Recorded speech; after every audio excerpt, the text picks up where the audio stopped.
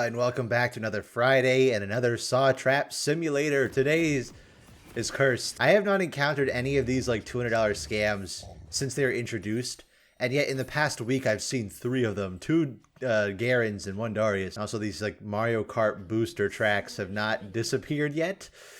I don't think they're ever going to go away. But this day is going to be quite an interesting one. I say interesting, like it's not going to be absolute hell. I am playing Maokai, a tank, versus a Vayne, Smolder, and Camille. And the Camille is my lane opponent, and she is also Masters. But you know what's a lot better than fighting a Masters level Camille player and 2 max % health true damage dealing ADC players as a tank? Fan art section. It took me so long to get that. Oh my god, I've been trying to say that one take for 5 minutes. Thank you. Look at all those wonderful fan arts. I'm shocked there actually is so many. I thought no one would really care about Maokai, but look at all those goobers and the samplings. Oh, it's so wonderful. I love it so much. Phils, thank you so much. It makes my day. So Maokai, this is kind of an interesting character to talk about.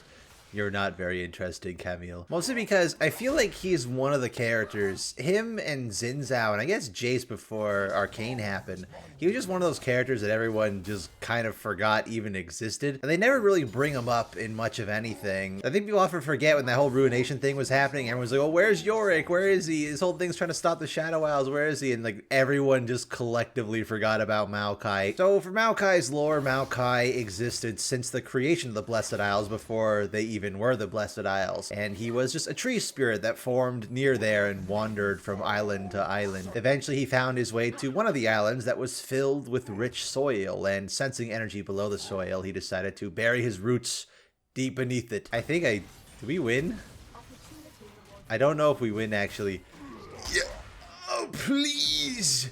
Please. Oh, I did it. Yay, monkey. So Maokai dug his roots down deep into the land and found there was a pool of healing water, the blessed water beneath this island, and it rejuvenated him. It granted him great strength and great power, and using this blessed water gave him the power to sprout new life across this now blessed isle, creating saplings and large forests and vines, and this paradise of nature not only allowed for life to blossom, including animals and other kinds of plants, and nature spirits as well were attracted to this island, but also humans. And initially Maokai was hesitant of the humans arriving, believing that they were going to disrupt the natural order, that they would be imposed and destroy what he had created. But he found out that these people actually were quite respectful of the natural environment, building their houses and temples in the least forested areas of the island as to not disrupt as much of nature as they could. And so Maokai grew this realization that, oh, well, they respect me, they respect nature, so I kind of respect them for that. And he starts to mingle with them a bit on rare occasion and gives them his secrets and teaches them of the blessed waters. So there was this long period of peace where him, the humans, and nature just lived alongside each other in blissful harmony. That was until one day King Viego arrived with his soldiers, and you guys know the story. Something he sold goes and corrupts and taints the sacred waters. But Maokai, sensing this destruction, sent his roots deep down into the blessed waters and sapped as much of it as he could into his own body to try and preserve it. For the first time in millennia, actually cutting himself off from it, for the water was now tainted. But just like how Yorick is with the vial around his neck, Maokai, because he absorbed all this blessed water into his body, he was safe from the ruination, at least mostly. But because of that, he had to watch as everything around him died. And while Maokai wasn't taken by the black mist, he was full of anger and sorrow. And just like Yorick, who was not entirely human anymore, the same thing happened to I guess Maokai was never human, but you know what I mean. The mist still tainted Maokai in a way that corrupted his once beautiful form, gnarling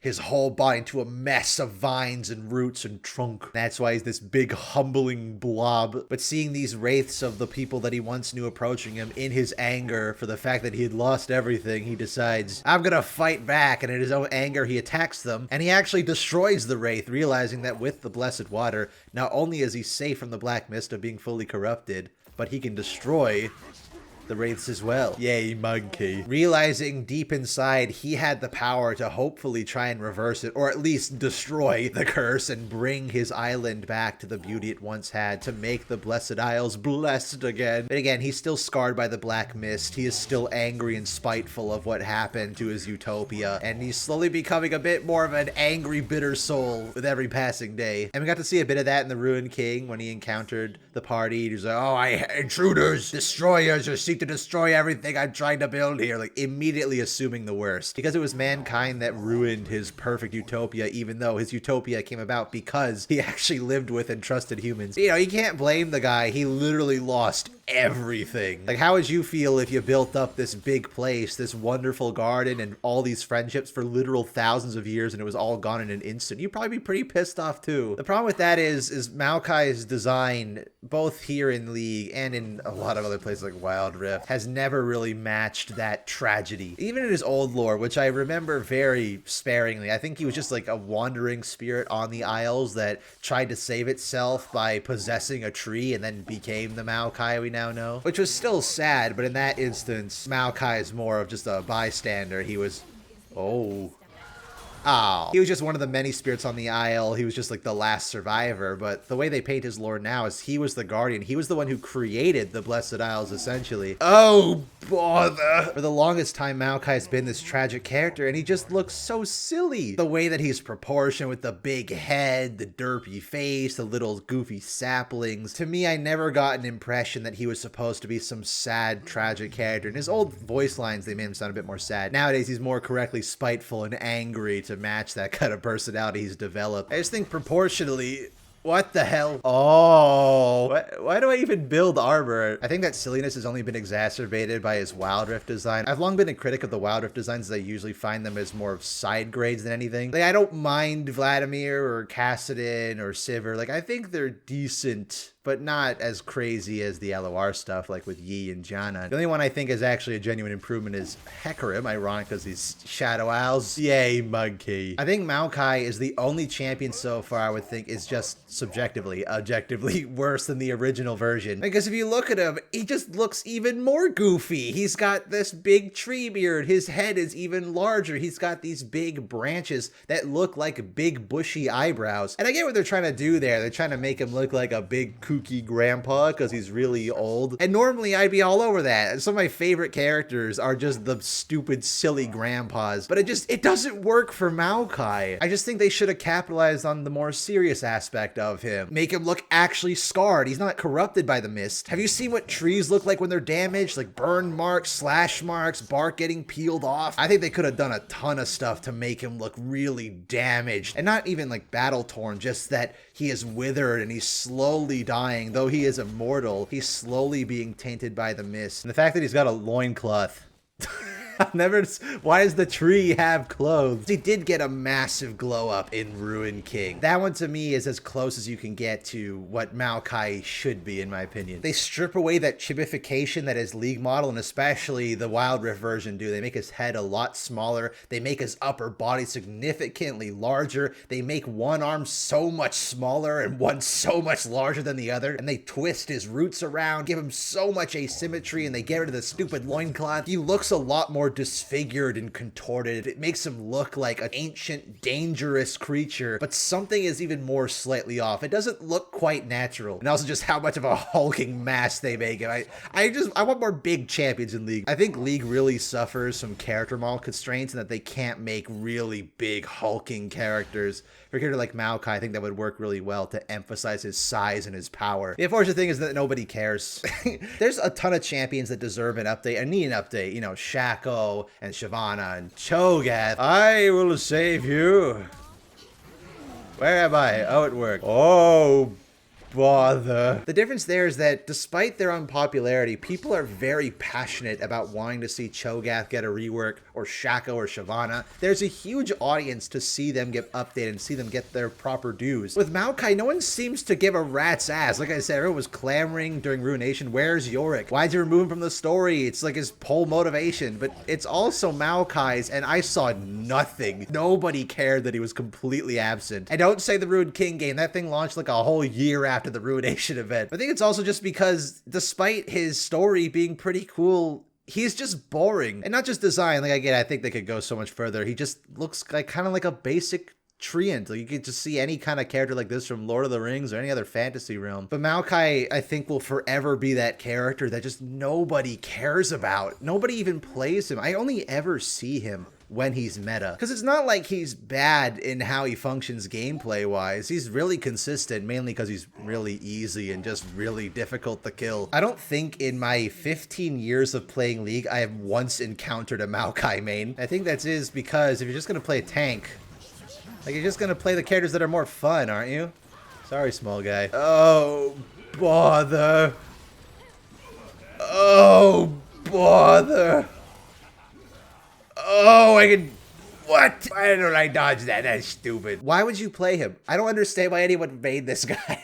I think he's not quite as boring to me as Malzahar, because at least you actually have a slight amount of risk. You have to actually put yourself in danger to do something. But like I said, I never see this guy when he's not meta. If there's people playing tanks, I usually see Ornn or Zac, like case in point in this game, or Malphite. And those are still tanks that are easy and do their job consistently, but they also have way more interesting play patterns. Maokai's play patterns unfortunately just kind of stumble over to them and spam abilities. You'd think the passive would incentivize smart play of trying to combo your abilities together properly so you can use it as much as possible. But because it's activated by so many things, by using abilities, hitting abilities, getting hit by abilities, it doesn't really matter. Just spam your abilities. That's why he's so good in Nerf mode. And that is alt.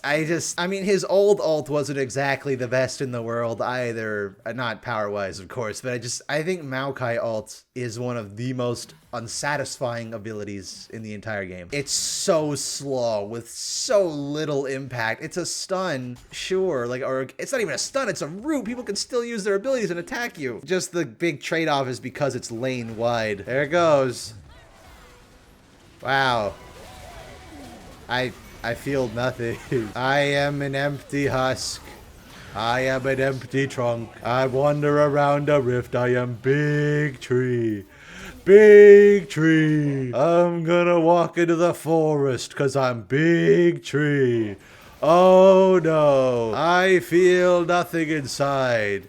Big tree. Which is funny because his old ult was even less satisfying. It was just this big AoE circle of damage reduction. I think it did a burst of damage at the end. Oh my god, that reminds me. The most interesting thing about Maokai isn't the fact that he got that gameplay update. It's the fact that Maokai technically got a full VGU. And I say technically because if you fellas remember when Jax got his visual update, he already got his gameplay update some several months prior because there was some weird mashup with his time schedule. He was supposed to be the mystery VGU and then they kind of scrapped half of it. Maokai was in a similar way, except I'm not sure if there were technical difficulties on that end, but Maokai got a visual update, voice line update, and gameplay update all at separate times within the span of like a couple of years. So you add them all together and he basically got a VGU. We just got them at seemingly random intervals. But that gameplay update also ended up ruining AP Maokai, which was a funny cheese strat for a long time. And then support Maokai became a thing and kind of ruined it. Oh yes, oh good. I guess the final closing thoughts would be that to me, Maokai will always be one of those characters that is memorable because he's forgettable. Because the potential's there. The lore sets up a really interesting character. They got to expand on a bit in Ruin King.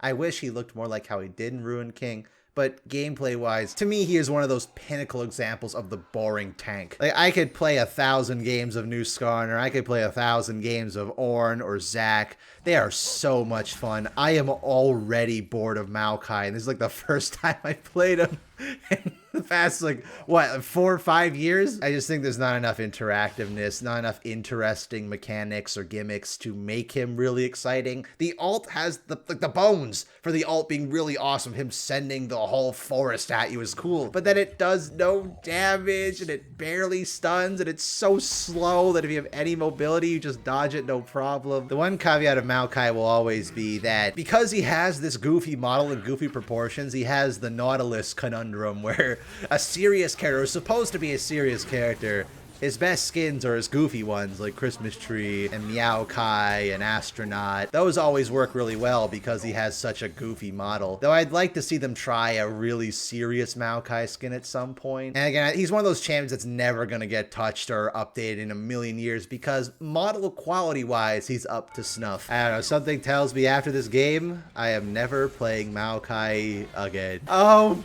bother. All right, the game appears to finally be ending at last. Geez, that went for a lot longer than I thought it was. But thank you for watching this week's Casual Champion review, everybody. Next week will be Mr. Yi, good old Master Yi.